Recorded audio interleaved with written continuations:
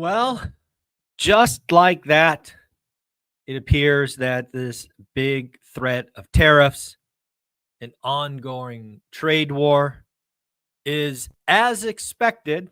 And thankfully, I have said many times, not going to happen. It appears that the threat of April 2nd being the day that 25% this and 25% that is going to be a nothing burger. In fact, what it appears at this point to be is there is going to be a list of tariffs or threats of tariffs coming. We will then go to the appropriate countries, have a discussion, and if said countries, do whatever they're supposed to, tariffs will not be implemented. As I have said for the last 6 or 8 weeks when I was attacked online for talking about tariffs and not getting it, you can go back to my conversation with Taylor, I think 60 days ago, when that first Mexico and Canada tariff came into play. I told him before it happened that, dude, you're not getting it. This is not what he's doing. He wants to get, troops on the border. He wants to stop fentanyl coming from across the borders. It's just a big stick that is getting swung, and was right then and we're right now. So I've been asked many times on this channel about what I hope happens with tariffs. And my answer has never changed. It was the same last year under President Biden. It is the same this year under President Trump. I believe that there are some sectors of the economy that we unwittingly have given to other countries that frankly don't like us. The clearest example I have of this is pharmaceuticals. The fact that we rely on China for the majority of our pharmaceutical production is somewhere between nonsense and crazy. So what would I like to see? If I had a magic wand, I would put tariffs on that stuff. That would encourage production in the United States or maybe in a U.S. ally. That is what I have hoped for since day one, and it appears, given the latest press announcements, that we are likely going to go that direction. Now, I think there are lots of other areas of the economy, like pharmaceuticals, where tariffs make sense. And there are lots of areas where tariffs don't make sense. So it wouldn't shock me if the stock market rips this morning. Could it be just a bounce, a dead cat bounce, a short squeeze? Who knows? We were very negative going into the week. So we'll see where this goes. But as expected, and I have said many times, I do not see these blanket tariffs happening. It's just a big stick, and we are going to go somewhere smaller. So, for example, it is very likely there's going to be a list of things like cars, microchips, and potentially housing materials that are exempt from tariffs. Shocking. I'm shocked. I'm not shocked. This is the game that has been playing out, and I've been calling for, thankfully, and it looks like it's going to go that direction. On the flip side, the communication, the lack of communication around the plan for tariffs has caused 72% of Americans to be worried about tariffs. Now, when you have 3 out of 4 Americans worried about tariffs, you are going to have slow consumer spending. You're going to buy less cars. You're going to buy less houses. You're going to buy less furniture. You're going to have less investments in small businesses. It undoubtedly has created an air pocket. But as we get through this week and we get through April 2nd, which is next week, and we see that the tariffs are more sniper rifle than shotgun, we'll be in a very different place. I did see that Robert F. Kennedy Jr. has proposed banning pharmaceutical ads on TV. I don't know if you guys know this. I've traveled to many other countries and worked in other countries. And most other countries that I have been to, most of those in Europe, a few in Asia, they don't have pharmaceutical ads on TV. So, I don't know where you come down on this, but I'm like, get those things off the TV. That's fine by me. And again, I don't know anybody that takes those pharmaceutical ads and goes, hey, doc, can I get this? It's just a way to grease the wheels of media, in my opinion. So get pharmaceutical ads off TV. That would be fine by me.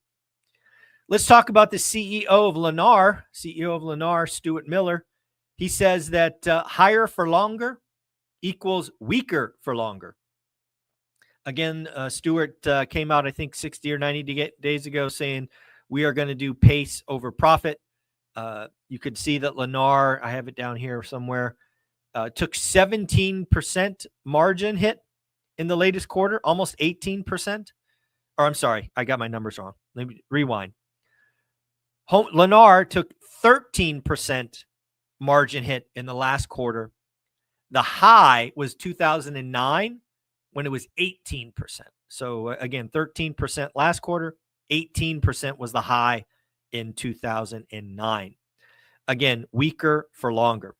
So what does this mean for the big public builders? Well, my guess is they are going to slow down. They are going to build slower. Now, could that be layoffs? Probably. Would it mean less land buying? Probably. So again, it just all feeds on itself. I do want to apologize for everyone. Yesterday, we did do our live at 8 a.m. inside school. I think we had 20 or 25 people join. I, unfortunately, 100% my mistake, forgot to hit the record button. So it was not recorded. Thus, it will not be posted. So thanks for the people that were there live. And I apologize to the folks that were looking for the recording. Nothing I could do. My error, my mistake. I'll try to do better next time. I do want to thank Alex, James, and actually Renee for joining school. Renee goes down as the first affiliate. We did announce a 40% affiliate, so you can make $8 referring your friends. So Renee, thank you for that. Alex, James, welcome to the party. I did get a question from school in a private message that I thought we should talk together on. I'll obviously keep the names out of it. The basic message was, Michael, I was planning to buy an investment property here shortly. Let's define shortly as in the next 2 to 3 months. But because of extenuating circumstances, whatever those are, like they could be lots of things, I won't be able to buy something until Q4 of 2025. The basic question is, will I miss opportunities? And the answer is no. I believe we are going to be, generally speaking, in a buyer's market much of the year. I do believe that there are some, pain coming, especially in the small multifamily you've heard me talk about. That's where I'm shopping. There's obviously some growing pain in the FHA delinquencies, which will lead to some short sales and stuff. So no, I don't think you need to rush. I certainly don't think you need to stress out. I wouldn't worry about it for a minute. Part of this game is knowing when you can buy and buy right, buy comfortably. There will be great deals at the end of 25, just like there are great deals today. It always takes work. You're not going to pay list price. You're going to have to write lots of offers. They're going to do lots of follow-up. Nothing changes. But yeah, if you can't buy now because of whatever reason, you got to buy late, that's fine. Just keep doing the work. Keep looking out. And, there'll be plenty of opportunities. In fact, if you follow my channel for any length of time, you know that I typically do deals between October and January 15th. That is where I did an audit years ago, and well over 70% of our deals closed between October 1st and January 15th. Again, I don't mind buying in Q4. We did have another amazing accountability group led by Jared. They talked about rent by room, primary purchases, build to rent, house hack, short-term rental design, property taxes, and recasting loans. Folks, if you're interested in real estate investing, you got to join the school community. We've got 350 plus folks. We got 6 different accountability groups. Join the one that fits your time. We'll do more live sessions with me as appropriate. But yeah, really love what's going on there. I'm getting more and more notes from folks about the FHA foreclosure wave. You might be following Melody Wright or some of her similar folks who have been talking about the FHA delinquency rate, their book being horrible. We have seen FHA delinquencies spike. This is interesting for a couple of reasons. As Mark Zandi highlights, it's one of those leading indicators for recession watch, because again, FHA mortgage delinquencies typically are on the lower income scale, the ones that are stretched the most. So watching the FHA mortgage delinquency could give you insights on what might be coming.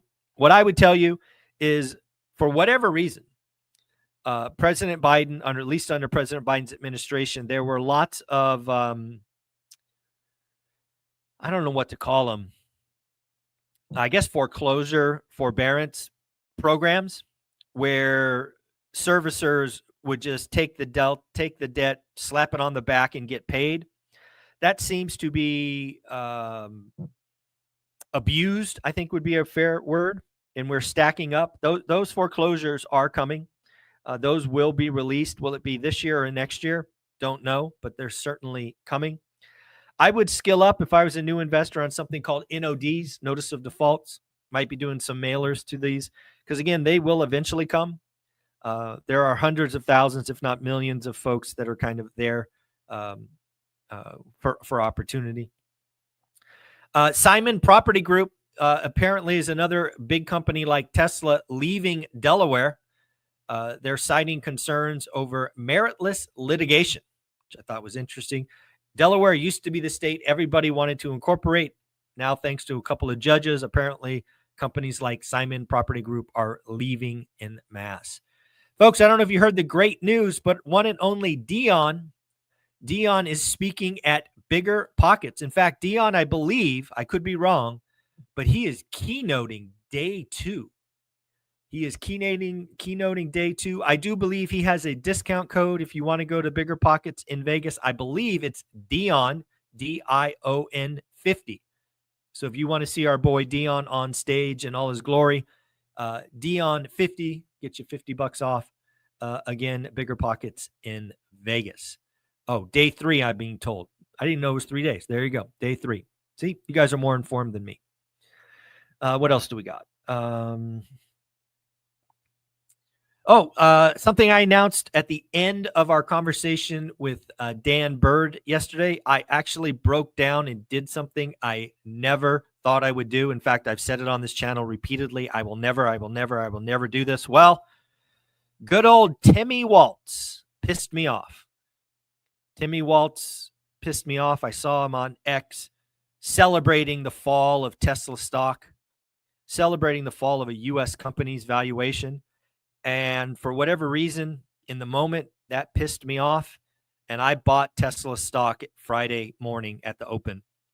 So I think I'm up 10% already. So Timmy, thank you for pissing me off. I appreciate that.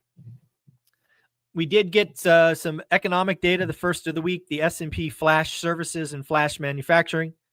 Again, we'll do service. I would do manufacturing first, smaller part of the economy. Previously, it was 50.9. Remember, folks, anything over 50 is good. Under 50 is bad, contraction versus expansion.